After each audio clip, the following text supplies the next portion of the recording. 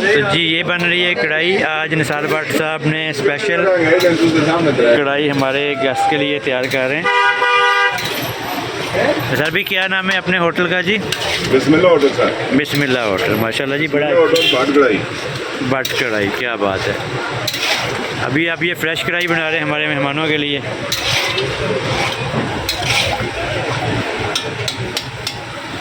ये बन रही है जी बिल्कुल फ्रेश कढ़ाई। इसके साथ कुछ और भी आइटम्स हैं आज के मेन्यू में। बजाओ।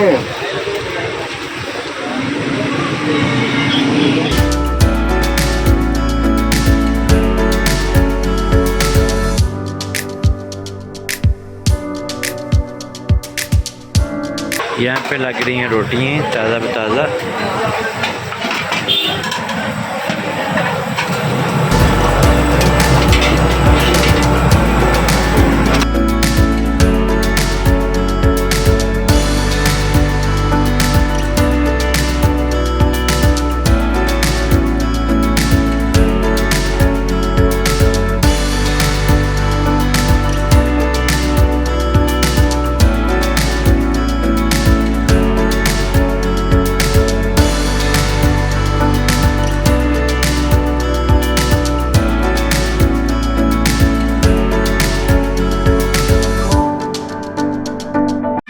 तो जी आज का जो डिनर है हमारा ये है केरन में ये एक रेस्टोरेंट है बिस्मिल्लाह होटल एंड भट्ट कढ़ाई टिक्का।